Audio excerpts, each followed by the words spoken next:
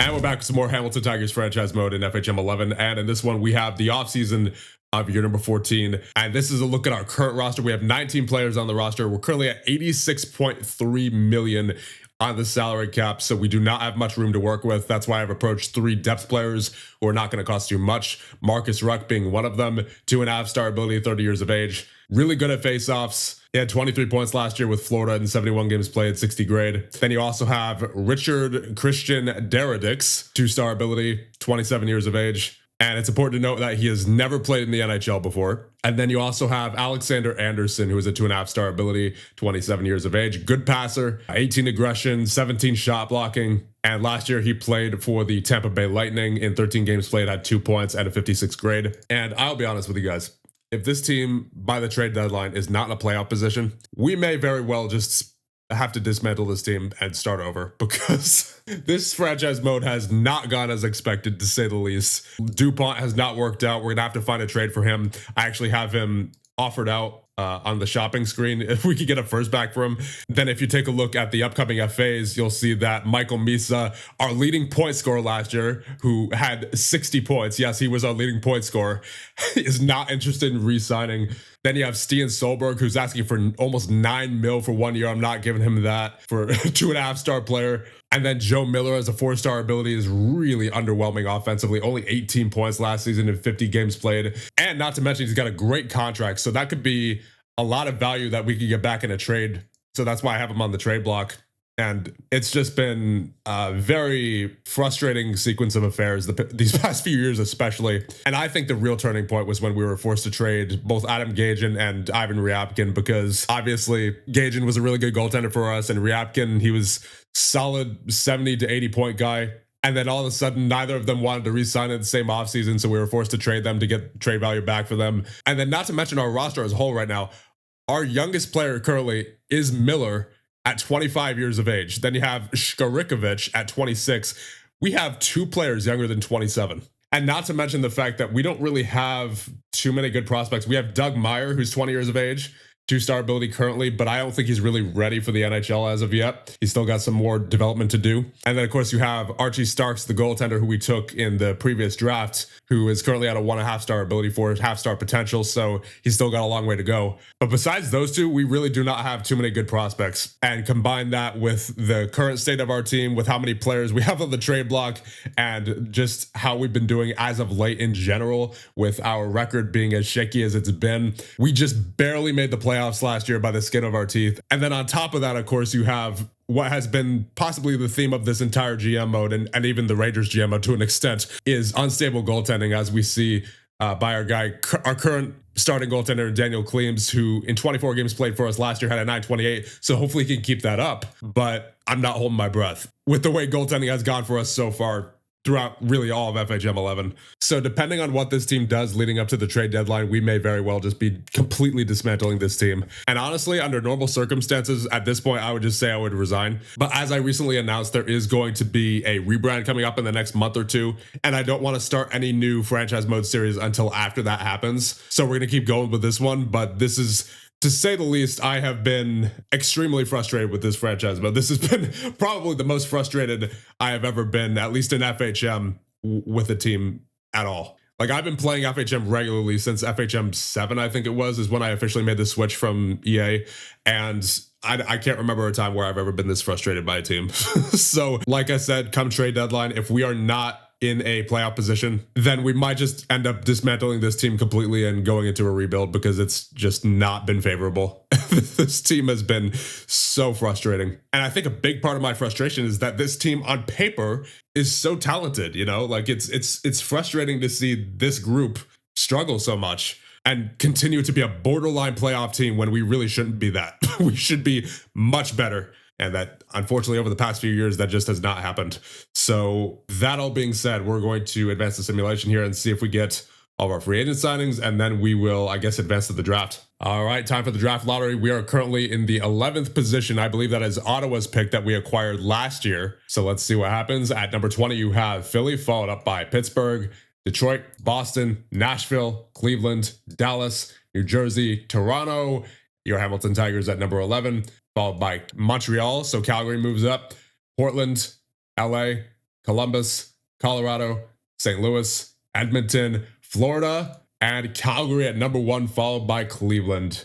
Okay, we got an interesting trade proposal here for Simon Fournier, who is 29 years of age, 2.5-star ability, only had 12 points last year in 60 games played, 55 grade. They want to give us Robbie Ballantine, who's a 1.5-star ability, 3-star potential at 20 years of age. However, his consensus is only a 1.5-star potential. He had 28 points last year in 51 games played in the AHL, 63 grade. I think he's someone who I might want to take a chance on, just see how he develops, you know. And we're getting him for a player that we're not really getting much use out of. So yeah, I think I'll do this complete trade. And with that, it is time for the draft. Looks like Jesper Karlsson is the top player here at a 0.5-star ability, but a 5-star potential. However, there's also Braden Paxa, who is a 1.5-star ability, 4-star potential on the team scouting, but consensus has him as 5-star potential. And I know for a fact we're definitely not trading for that pick. So let's see who goes first overall. It will be Jesper Karlsson to the Calgary Flames. And at number 2 will be Bill Hibbs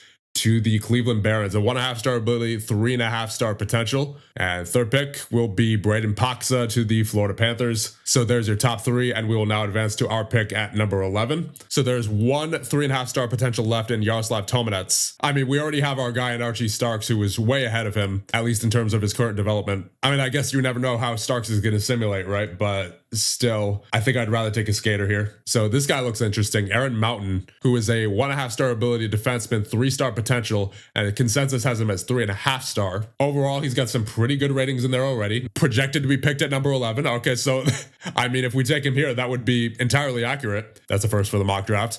Last year in the NCAA with Wisconsin, he had 31 points in 44 games played, 69 grade, 51 hits. I love his personality. So yeah, I think he's my top pick right now. I mean, I'll take a look at Pat Frederick here, who is a 1-star ability forward, 3-star potential, but his consensus only has him at a 1.5-star potential. 42 points last year in the NCAA, 65 grade. I think I still prefer Mountain. Yeah, I definitely prefer Mountain here. So Aaron Mountain, welcome to the Hamilton Tigers. Now we will simulate up to our next pick at number 22. And it looks like Frederick went at number 15 to Cleveland. And I think for this next pick, I like Peter Susek. He's got the 1-star ability, 2.5-star potential. Got some pretty good offensive ratings in there already. Positioning's at 15, some decent mental ratings. Physical ratings could be better. So he's still got some work to do for sure. But I think with where we're at in the draft right now, I think Susek is one of the best players available. So Peter Susek, welcome to the Hamilton Tigers. And advancing to the second round now, you have 2.5-star potentials left.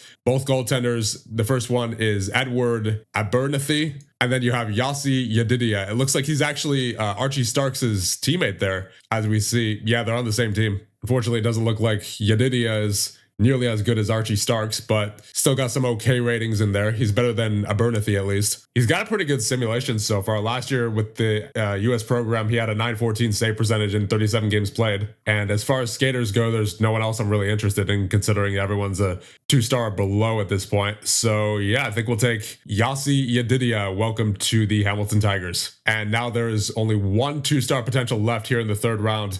Dmitry Getmanenko. Yeah, sure, we'll take him. And now we will have the computer finish the draft.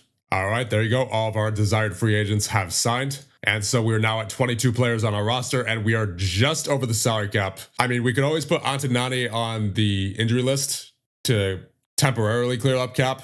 So we'll do that, and that'll bring us to 86.9. But by the time he comes back, we're going to have to do something to remedy the cap situation here. And I'm thinking we still might just end up trading DuPont here. Ooh, this is actually a really good draft coming up this year. So honestly, if there was ever a year to trade DuPont, this might be it, because this is a really good draft. Oh, okay. So we have one offer for DuPont, a first from Toronto.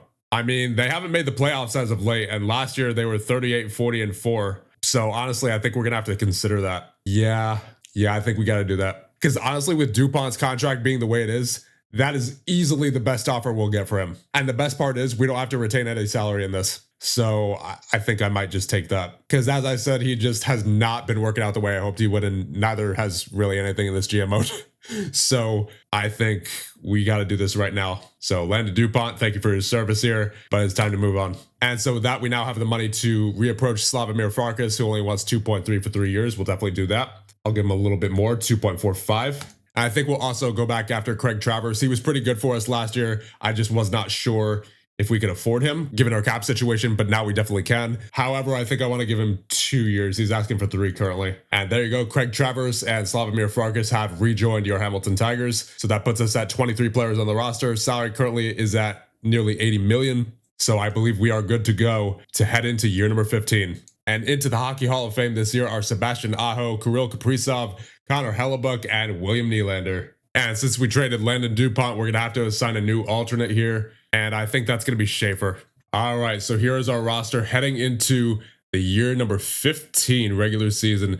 In goal, you have Kleems and Warner, who both have fantastic grades in the preseason. So hopefully that carries over into the regular season. On defense, you have Schaefer, Shkarikovich, Solberg, Farkas, Lapan, Anderson, and Deradix, who had an 86 defensive grade. And at forward, you have Bjork, Miller, Korolev, Vic, Kazda, Frondell, Watson, Misa, Travers, Ruck, Hamal, and Halat. And then on the injury list, you have Schwartz and Antianani, but they should be back soon. So with that, let's get the year number 15 simulation underway. Okay, so we're on November 5th. We're currently second in the division, 11-6. So it's a good start to the season. However, we do have a trade offer from Utah for Joe Miller involving Richard Stevens, who is a 20-year-old, 2.5-star ability, 3.5-star potential. So I am considering this. And consensus has him as a 4-star. Last year in the AHL, he had 34 points in 65 games played. This year so far is 11 points in 16 games played, still with Tucson.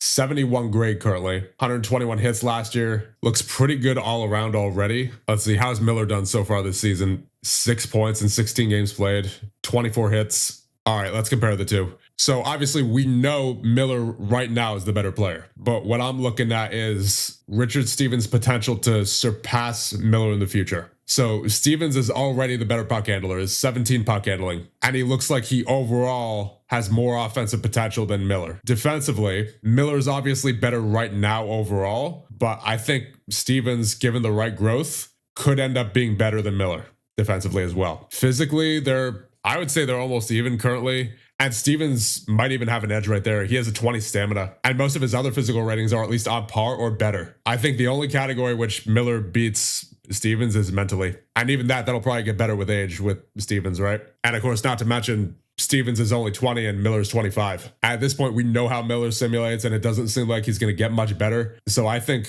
honestly, Richard Stevens might be the play here. However, it's worth noting that we can also get a first-round pick back from Miller in what appears to be the best draft we've seen in a while. Honestly, both of those are good choices. Minnesota is offering us their first, and they're not good so far. They're 5-9-1 on the season. It's the same deal for Ottawa. They're 6-9-1. So I think either Minnesota or Ottawa would, as it stands, provide us with the best value there. It's just a matter of, do I think either of them would be able to recover? I think if either of them were to recover, I think it'll be Minnesota, because they have Amodio, who's that 5-star ability goaltender, 916 save percentage currently. So I think in the right circumstances, Minnesota probably has a better chance of recovering from their current record. Whereas Ottawa, their best players are Isabel, Yagi, Reshny, Jokin. So they have some depth here, but it doesn't seem like they have anyone who would immediately help them get out of their current record, their current situation, you know? And Joe Miller would automatically become their best player as far as star ability goes. So I guess the question is, which do I think will be more valuable in the long run? Richard Stevens or whoever we take with a first-round pick from Ottawa? I mean, honestly, it really just depends on where Ottawa's pick would end up. However, it is worth noting that there are 3 goaltenders in the top 7 in this year's draft. We already have our guy in Archie Starks, but there is a 5-star potential defenseman in Julien de Los Angeles, who, if he doesn't go to us, then I will be very disappointed if he does not go to LA. But there's also Miroslav Jurek, who's the 4-star potential team scouting, 5-star potential consensus, and then Brandon Luke, who's also the 4-star potential. So I'm not sure. This is actually kind of tough. We, of course, do get the immediate payoff with Stevens, though, because he's 20 years of age and already that 2.5-star ability. So we know at the very least that Stevens is going to be an NHL level player. It's just a matter of, do I think we would be able to get a top player like De Los Angeles with Ottawa's first? I know for a fact that we're trading Miller here regardless at this point. It's just a matter of which offer do we take. I really like the fact that Stevens is already a 2.5-star ability at 20 years of age. And the fact that he's already basically on par with Miller. The only difference being that Miller is somehow a 4-star ability and Stevens is only a 2.5-star and still has room to grow. Yeah, I think I'm going to take Stevens. I think I'm going to take this offer from Utah. Unfortunately, it seems the trade functions are not functioning. So we're gonna have to force this trade through, I think. So it is Miller for Stevens straight up. I know that the message from the Utah GM says they can't add that much salary to the payroll, but you know what? They offered this trade first, and the game just kind of glitched out a little bit, so we are going to force this trade through. So Joe Miller, now a member of the Utah Hockey Club, and Richard Stevens, welcome to the Hamilton Tigers. We'll see what he can do.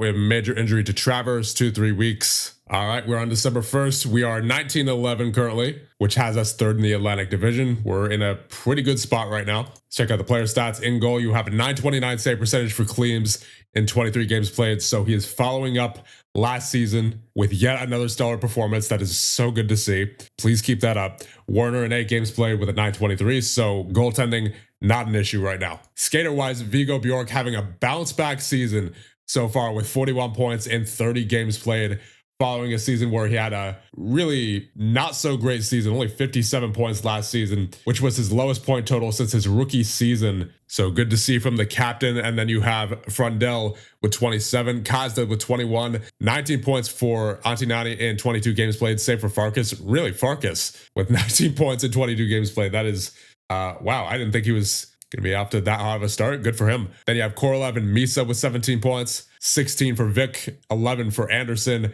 9 for Solberg, Shkarikovic, and Watson, 8 for Travers, 7 for Schaefer, 6 for Schwartz, Ruck, and Lapan, 5 for Deredix and Hamel, 4 for Stevens, and 2 for Halat.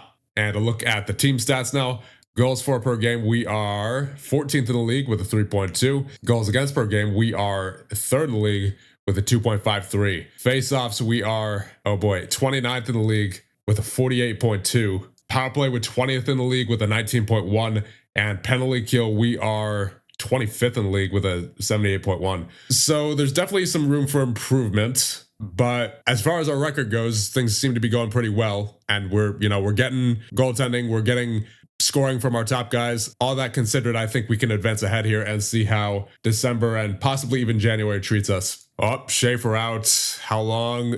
Oh, indefinite. That's unfortunate. That is such a bad injury. That's a bad one. We're currently 25-16, third in the division. So that's not a good one. That is a very unfortunate injury for this team right now. To the injury list he goes. Oh, here's another one on defense. Anderson, 1 to 2 months. So we're going to have to call somebody up here. And I believe that will be Robbie Ballantine. We'll see his first NHL action. Of course, Richard Stevens.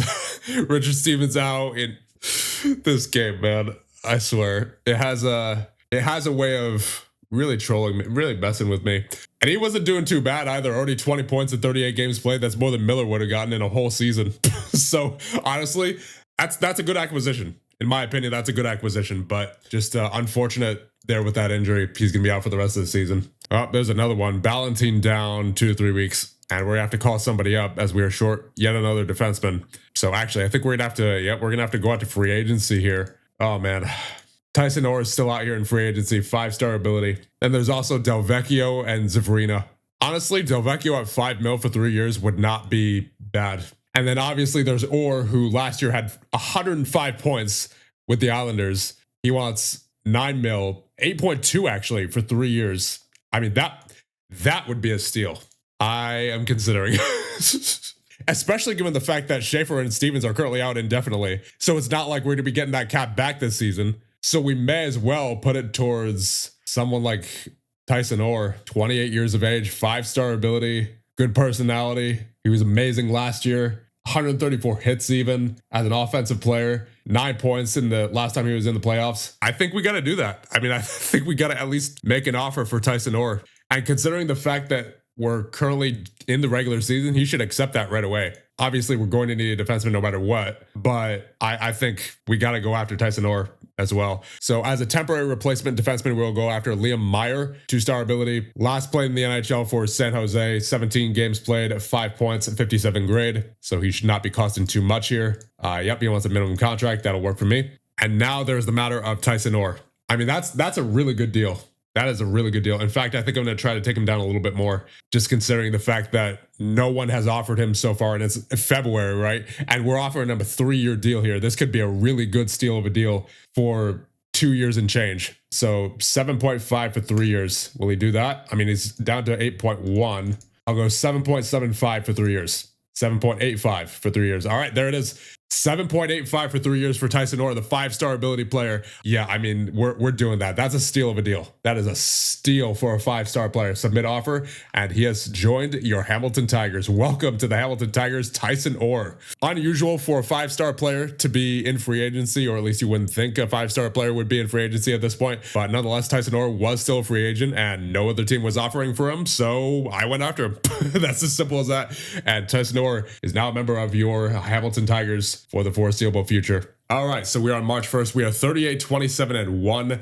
We are on track to be better than we were last season as far as our record goes. Let's take a look in goal. We have a 921 save percentage for Cleams in 50 games played. He has been so consistent ever since he came up here to Hamilton, so that is so good to see. Hopefully he can continue that in the playoffs if we make it. And Werner in 19 games played has a 910. And then on defense, you have 28 points for Farkas, 20 for Anderson, so really a lack of scoring from the back end here. Solberg with 19, Lepan with 17, Shkarikovic with 14, Schaefer with 11. Of course, we're missing him, but it seems that even when he was active on the roster, he was not doing as well as he normally does with point scoring. In fact, he was having quite the slump there. Only 11 points at 41 games played. Ballantine with 9 points at 13 games played, and Mir with 2 and 9. Then at forward, you have Bjork with 74 points and 66, Frundell with 51, 42 for Korolev, so it drops off pretty significantly there between Bjork, Frundell, and Korolev. Then it's Kazda with 40, Antinani with 37, Misa with 35, Vic with 34, Watson with 23, Stevens with 20 and 38. Of course, he's out indefinitely currently. Travers with 18, Schwartz with 11, 8 for Hamel, 7 for Ruck and Orr, and then Halat with 2. And of course, Orr's 7 points are in 10 games played.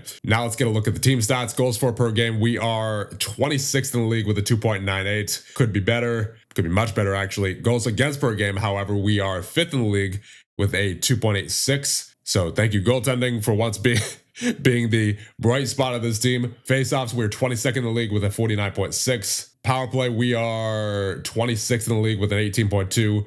And penalty kill, we are 13th in the league with an 81.8. And then let's get a look at the league standings. We are 7th in what it appears to be a very competitive Atlantic division. So you have Hamilton, Toronto, Tampa, New Jersey, and Montreal all battling for the wild cards. Yeah, this is going to be yet another nail-biting end to the season, I think. So while I don't think that I am going to completely dismantle the team like I said I would, given how much our situation has changed, especially with the addition of Tyson Orr, I am still going to make some moves here at the deadline, I think, and that involves Michael Misa, who of course does not want to re-sign. That'll probably also involve Solberg, who has been on our trade block. So let's see what we can get for Misa and Solberg here. I would like a first round pick if possible. Doesn't seem like that's going to happen, unfortunately. Yeah, it seems like the most we can get for these two are a second and a fourth. Actually, let's just see, what does Solberg want now? Maybe he's changed. Yeah, he actually has changed his offer. Before he was wanting almost 9 mil. Now he wants 6 mil, but for 3 years instead of 1 year. All right, we might be able to still negotiate with Solberg, actually. So let's see. Let's take him down to 2 years. I'll try to get him down to like 5.5 if possible. All right. I mean, I did manage to get him down to 5.55 for 2 years. Somehow, I don't know how I did that, to be honest, because he was playing hardball for a while, but I did somehow manage to get him down to what I said I wanted for him. So yeah, I think we'll do this. This is a pretty good deal for Solberg, in my opinion, because if we take a look at his defensive grade, 71, that is currently the highest on the team. And 57 games played so far, currently has 19 points. Obviously, that's not his main draw. He's not an offensive guy. 99 hits currently on the season, 138 last year. So I think he'll be good for us in the playoffs. But obviously, that's assuming we make it, right? I mean, it is currently wide open in the Atlantic Division. And then I think I'm also going to want to sign Antinani. He's got that 69 defensive grade as a forward, plus 37 points in 58 games played. He wants 6 mil for 3 years. I'm going to try to take him down a little bit. And I got him down to 5.59 for 3 years. What? Deradix claimed by the Blue Jackets? I don't remember waiving him. Did I? I guess I did. I don't remember doing that, though. So I think we'll take Solberg off the trade block for right now. But I do still want to trade Misa. I know that for a fact. And I think we'll send him to Dallas. And there's also Kazda, who wants 5.8 for 3 years. I mean, he's been pretty good, at least so far this year. He had 41 points in 67 games played, 66 grade, 164 hits, so very physical. Let's see, what are our finances looking like going into next season? We have 14.9 in cap space according to this. However, I think that's a bit skewed considering the fact that we currently have at least according to this screen, 27.45 in available cap space, and that is not exactly true because we're currently at 75.3. But you have to consider the fact that we have Schaefer and Stevens currently on the injury list. Obviously, Stevens doesn't add too much to the cap, but Schaefer does. So if we put Schaefer back on the roster, just for right now, that brings us up to 82.4. So I think honestly, we might actually be going over the cap going into next season. Ooh, LePan wants 6 mil. I mean, he's decent, but I don't think he's 6 mil good. Yeah, he's not 6 mil good. Although honestly, I would like to keep him for the remainder of this season just so we can give ourselves a chance at the playoffs. I think those are the only moves we're going to make here. You know, just considering the fact that we have Orr on the team now. If we didn't have Orr on the team, honestly, I would say we'll just dismantle the team and start from scratch. But with the goaltending actually being solid and the fact that Bjork's been really good this season, I think we do have a chance at the playoffs. So I think whatever happens in this final part of the season is also going to determine what we do with Chris Knobloch in the upcoming offseason. So I think with all that being said, let's finish the regular season of year number 15. Oh, major injury, Schwartz, 2-3 weeks. I don't think we're making it. Yeah, we're showing signs of last season. We're showing shades of last season right here. Yeah, we're not making it. There's no way. There is no way we're making it here with the losing streak that we've been on as of late. You take a look at our game since the 13th, 6-3 loss against Nashville, 4-0 loss against Detroit, 5-2 loss, 6-1 loss, 5-4 win, 4-3 loss, 8-5 loss. Yeah, it's not looking good to say the least. Yeah, this season did not go well. 43, 37 and 2, 88 points. We finished actually worse than we did last season somehow in terms of the amount of points that we had. We had 92 last year. Viggo Bjork's down to a 4-star ability. Ooh, man. Yeah, Knobloch's out of here. Let's take a final look at the stats for the season. Kleem's at 61 games played with a 914. Respectable job, honestly, for the type of season that we had. And then Warner in 26 games played with a 904. Skater stats, Bjork finished with 90 points. He definitely showed up to play this season. Frundell with 69. Then it drops down to Korolev with 50. Kazda with 46, Antinati with 43, Vic with 39, Farkas with 37, Watson with 36, Lapan with 25, Anderson with 24, Orr with 24 and 26. So he was a good acquisition, especially for his money. Then Shkarikovich with 23, Travers with 22, Solberg with 21, Stevens with 20 in 38 games played. Still sidelined with that injury for 3 to 4 months. Schwartz and Ballantine with 13, Hamel and Schaefer with 11, Ruck with 10, Meyer with 7, and Halat with 5. So like I said, we're going to keep going with this GM mode, but I mean, at this point, it's pretty clear that this roster is not doing it, and neither is this coach. And again, under normal circumstances, I would say at this point, you know what, I may as well just resign. But just given the situation, we're going to keep going here. So before we end things off, I want to thank our channel members, as always, Game Shows Tube. My name is Mud and Ryan Q. Thank you so much. I greatly appreciate it. And we will end things off here, and in the next one, we'll figure out what the heck we're going to do about this team.